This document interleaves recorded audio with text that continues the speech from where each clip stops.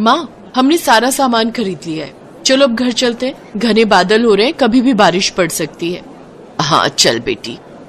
वो दोनों घर जा ही रहे थे कि तभी बारिश शुरू हो गई। ओह नो माँ, जल्दी चलो नहीं तो हम भीग जाएंगे। वो दोनों तेज तेज कदमों से चलती हैं, लेकिन फिर भी वो भीग ही जाते हैं। माँ आ जाओ यहाँ इस बस स्टॉप के नीचे। अब क्या फायदा बेटी, अब तो हम भीग ही चुके हैं। फिर भी कम से कम हमारा सामान तो नहीं भीगेगा ना। वो दोनों माँ बेटी वहीं खड़े होकर बारिश रुकने का इंतजार करने लगी। उसी बस स्टॉप पर रौनक नाम का एक लड़का बस का वेट कर रहा था। रौनक एक नजर बस के आने की राह को ताकता तो एक नजर सिंपल को। अरे क्या आप दोनों भी बस का ही वेट कर रहे हैं? नहीं, मैं और माँ तो बारिश के रुकने का इंतजार कर रहे हैं। ओह अच्छा, वैसे आप दोनों को जाना किधर है? जी बस यहीं पास के ही गाँव में। ऐसे ही कुछ दिन बीत गए, लेकिन रौनक सिंपल को अपने मन से नहीं निकाल पा रहा था, इसलिए वो सिंपल को ढूंढते हुए उस गांव आ पहुंचा। लेकिन काफी ढूंढने पर उसे सिंपल कहीं नहीं मिली। वो चलते चलते गांव के मंदिर जा पहुंचा। हे भोलेनाथ, मैं नहीं जानता कि वो लड़की कहाँ है, लेकिन अब उस तक पहुंचने के लिए तुम ही मेरे लिए कोई रास्ता निकालो। रौनक ने पलट कर देखा तो सामने सिंपल खड़ी थी। सिंपल भगवान शिव की बहुत बड़ी भक्त थी। वो हर रोज मंदिर आकर उन्हें जल चढ़ाती थी। सिंपल को देखते ही रौनक ने उसे अपने मन की सारी बात कह डाली। देखिए, इस बारे में अगर आप मेरी माँ से बात करो तो वही ज्यादा बेहतर होगा। सिंपल रौनक को अपने घर ले आई। मुझे आपकी बेटी से शादी करनी है माँ जी, इसके अलावा मुझे कुछ नहीं चाहिए, और मैं आज ही भगवान को साक्षी मानकर आपकी बेटी से ब्याह करना चाहता हूँ। गरीब माँ ने झट से अपनी बेटी का हाथ रौनक के हाथ में दे दिया और शिव जी के मंदिर में दोनों ने शादी कर ली। गरीब माँ ने अपनी बेटी से कहा, बेटी, इस गरीब माँ के पास तुझे देने के लिए कुछ भी नहीं है सिवाय इस आटा पीसने वाली चक्की के। दहेज स्वरूप ये चक्की तू अपने ससुराल ले जा। शादी के बाद सिंपल उस चक्की के साथ अपने ससुराल आ जाती है, जहाँ उसकी सास और मॉडर्न ननद उसे देख बहुत नाराज होती हैं। भैया, ये किस भिखारन को उठा लाए हो? तमीज से बात करो निकिता, ये तुम्हारी भाभी है। ए भिखारन, चल निकल मेरे घर से। अरे तुझ जैसी को तो मैं अपने घर की नौकरानी न रखूं, बहू बनाना तो बहुत दूर की बात है। ठीक है, फिर मैं भी यहाँ नहीं रहूंगा। ठीक है। फिर अपने बेटे की खातिर वो उसे अपने घर में रख लेती है। नई नवेली दुल्हन के घर में आते ही उसकी ननद और सास ने उसे घर के कामों में लगा दिया। ये ले, ये राशन के गेहूं हैं, इन्हें पहले चक्की पर पीस, उसके बाद ही तुझे खाने को मिलेगा। इस घर में रहने की जगह तो हम तुझे दे चुके हैं, लेकिन अपना गुजारा तुझे खुद ही करना पड़ेगा। बड़ी अकड़ के साथ निकिता ये बात बोलकर चली गई। फिर सिंपल ने चक्की पर गेहूं पीस कर अपने लिए रोटियां बनाई। दोनों माँ बेटी उस पर सितम करने लगी। उसे खाने को ठीक से नहीं देती, उसको जमीन पर सुलाती और सारा दिन घर का काम करवाती। एक रोज निकिता अपनी माँ से, माँ, बहुत दिनों से हम कहीं घूमने नहीं गए, चलो न शिमला घूम कर आते हैं, लेकिन सिर्फ हम दोनों, और कोई नहीं। उन दोनों की बात सुनकर बेचारी सिंपल उदास हो जाती है। फिर अगली सुबह निकिता और उसकी माँ विमला शिमला के लिए निकल जाती है। सिंपल जब अपने लिए नाश्ता बनाने लगी तो उसने सोचा, आज तबीयत कुछ ठीक नहीं लग रही। माँ जी और ननद जी घर पर नहीं है तो क्यों ना मैं डब्बे में रखे आटे की रोटी बना लूं। नहीं, ये धोखा होगा, मैं गेहूं पीस कर ही अपने लिए रोटी बना लूंगी। भोलेनाथ उसकी ये ईमानदारी देख रहे थे। फिर जैसे ही सिंपल चक्की लेकर गेहूं पीसने बैठती है, तभी वो सब गेहूं सोने में बदल जाते हैं। अरे ये गेहूं, ये तो सोना, लेकिन ये हुआ कैसे? तभी भगवान शिव उसके सामने प्रकट होते हैं। सिंपल उनके सामने हाथ जोड़कर खड़ी हो गई। सिंपल, मुझे तुम्हारी ईमानदारी बहुत पसंद आई, इसीलिए मैंने तुम्हें इस छोटे से उपहार से नवाजा है। तभी शिव जी अंतर्ध्यान हो गए। फिर शाम को रौनक घर आया तो सिंपल ने उसे सारी बात बताई। फिर सिंपल ने उन गेहूं को बेचकर अपने लिए नया घर ले लिया। उधर उसकी ननद और सास को वापस आकर ये बात पता चली। ये भिखारन तो बड़ी किस्मत वाली निकली जो रातों रात फर्श से अर्श पर आ गई। अब रौनक ने अपना अलग काम शुरू कर लिया और अपने भाई का बिजनेस पर से साथ छूट जाने की वजह से निकिता को बिजनेस में काफी नुकसान हुआ और उसका सब कुछ बिक गया। उधर रौनक का कारोबार दिन पर दिन बढ़ने लगा और उसके पास खूब पैसा आ गया। फिर जब सिंपल को ये बात पता चली तो वो उन दोनों को अपने साथ अपने नए घर में ले आई। हमने तो तुम्हारे साथ कितना बुरा किया भाभी, लेकिन फिर भी तुम, मुसीबत के वक्त तो परिवार ही काम आता है ना दीदी। और फिर माँ और बहन कितना भी कुछ कह ले, लेकिन उनसे नाराज नहीं रहा जाता, और आप दोनों तो मेरे लिए माँ और बहन समान हो। सिंपल की बात सुनकर निकिता और उसकी माँ को अपने किए का एहसास होता है और वो दोनों सिंपल से माफी मांगती हैं। सिंपल उन दोनों को माफ कर देती है। फिर वो सब खुशी खुशी एक साथ रहते हैं।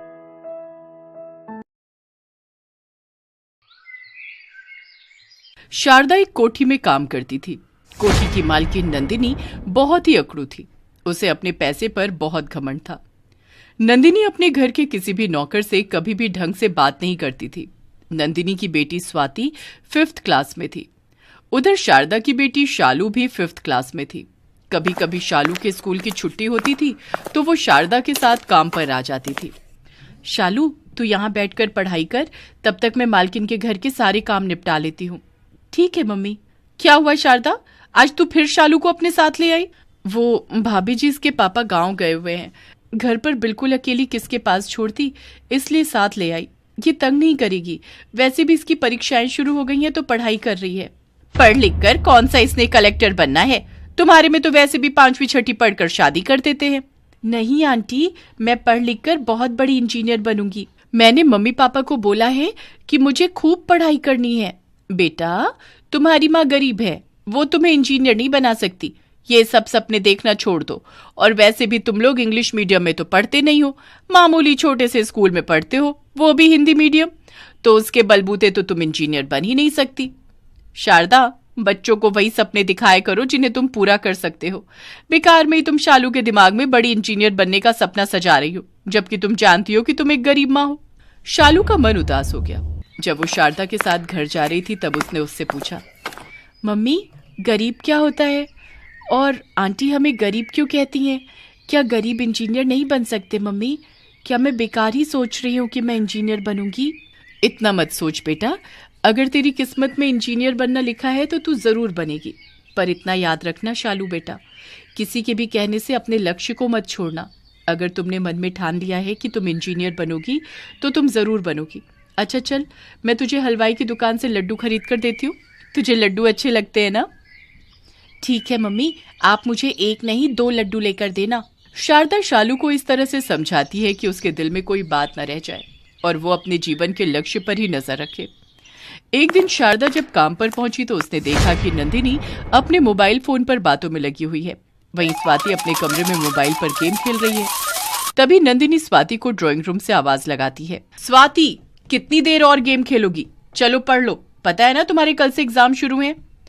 मॉम, बस थोड़ी देर और खेलने दो ना, अभी मैं बहुत बढ़िया गेम खेल रही हूँ। मैं पढ़ लूंगी मॉम, मुझे सब कुछ आता है। स्वाति बिटिया, कमरे में झाड़ू लगा लूं? नहीं आंटी, अभी मैं गेम खेल रही हूँ, आज मेरी छुट्टी है स्कूल की। अभी आप रहने दो, थोड़ी देर बाद लगा लेना। स्वाति बिटिया, बुरा ना मानो तो एक बात कहूँ, बच्चों का इतनी देर मोबाइल फोन चलाना अच्छी बात नहीं है। आपकी परीक्षाएं भी तो कल से शुरू होने वाली है, आपकी मम्मी बता रही है। शारदा भी स्वाति को बड़े होने के नाते समझाई रही थी कि अचानक नंदिनी ने आकर सारी बातें सुन ली। शारदा, ये क्या तमीज है मेरी बेटी से बात करने की? तुम्हें यह हक किसने दिया? अपनी हद में रहो, तुम एक नौकरानी हो समझी। और मेरी बिटिया तुम्हारी बेटी की तरह नहीं है जो थोड़ी बहुत पढ़ाई कर ले। इंग्लिश मीडियम में पढ़ती है मेरी बेटी और अच्छे नंबर से ही पास होगी। जाओ यहाँ से, और आज के बाद इस तरह से मेरी बेटी से बात करने की कोई जरूरत नहीं है। भला मैंने तुम्हें काम पर रख लिया, तुम तो घर में ही घुसने की कोशिश कर रही हो। माफ करना नंदिनी भाभी, मैंने तो इसलिए बिटिया को बोला कि उनकी परीक्षाएं हैं तो पढ़ ले। ठीक है, मेरा दिमाग खराब मत करो। जाओ यहाँ से, बाहर की सफाई करो। और स्वाति, मैं थोड़ी देर में मार्केट जा रही हूँ, तुम मेरे पीछे से पढ़ाई कर लेना। नंदिनी की यही आदत थी कि वो अपनी बेटी स्वाति पर ध्यान नहीं देती थी और इससे स्वाति की पढ़ाई पर असर होने लगा। फिर एक दिन, मम्मी मैंने कहा तो मुझे नहीं पता था कि मेरा मैथ्स का एग्जाम है, मैं भूल गई मम्मी। अब कैसे होगा, तुम्हारे पापा भी घर पर नहीं है, ट्यूशन में तुम ध्यान नहीं लगाती हो, इतने सारे कोर्स को 2 दिन में कैसे पूरा करोगी? मैं भी तुम्हें बिल्कुल नहीं पढ़ा पा रही हूँ, कितना ही पढ़ा लूंगी।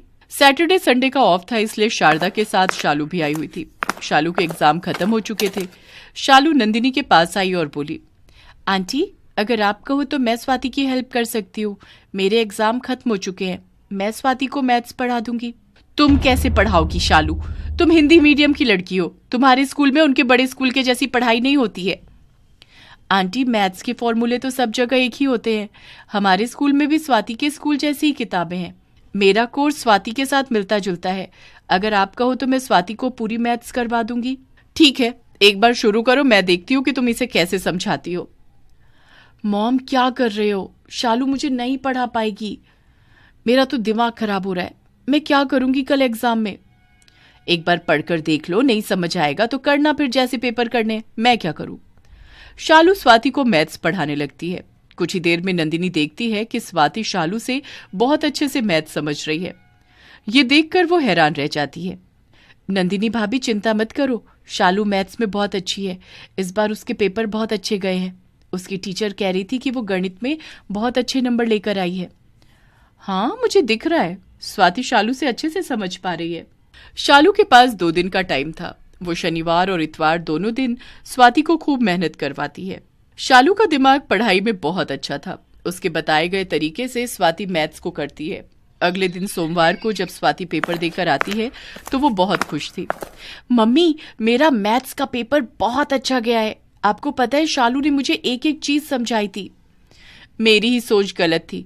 मैंने हमेशा शारदा को गरीब कहकर उसका कितना अपमान किया, पर आज देखो उसकी बेटी कितनी समझदारी से स्वाति को पढ़ा रही थी। मुझे शारदा से माफी मांगनी होगी। कुछ समय बाद स्वाति का रिजल्ट आ जाता है। स्वाति के मैथ्स में बहुत अच्छे नंबर आए थे। नंदिनी जानती थी कि स्वाति के अच्छे मार्क्स लाने में सबसे बड़ा हाथ शालू का है। शालू बेटा, ये मेरी तरफ से तुम्हारे लिए उपहार है। तुमने स्वाति की बहुत मदद की। ये लो तुम्हारे लिए लैपटॉप, तुम्हें इसकी बहुत जरूरत होती है ना, और तुम्हें इंजीनियर भी बनना है, ये तुम्हारे बहुत काम आएगा। Thank you aunty, thank you so much. Shalu के चेहरे पर जो मुस्कान थी उसका कोई मोल नहीं था। नंदिनी जानती थी कि शालू ने जो स्वाति के लिए किया वो भी काबिले तारीफ था। नंदिनी पैसे वाली थी। वो एक गरीब माँ की बच्ची का भविष्य बनाने में मदद कर सकती थी। एक गरीब की बच्ची का सपना पूरा होने में थोड़ी सहायता कर सकती थी। उसकी इसी सोच ने उस दिन से उसके व्यवहार को बदल दिया। अब कभी भी स्वाति को पढ़ाई में कोई परेशानी होती तो नंदिनी शालू को बुला लेती। नंदिनी ने देखा कि व्यक्ति अमीर या गरीब कुछ नहीं होता, व्यक्ति का चरित्र मायने रखता है। अच्छी संगत में रहने से बच्चे अच्छी सीख ही लेते हैं। स्वाति को बार बार पढ़ने के लिए कहा जाता था, पर आज वो भी शालू के साथ रहने से पढ़ने में अच्छी हो गई।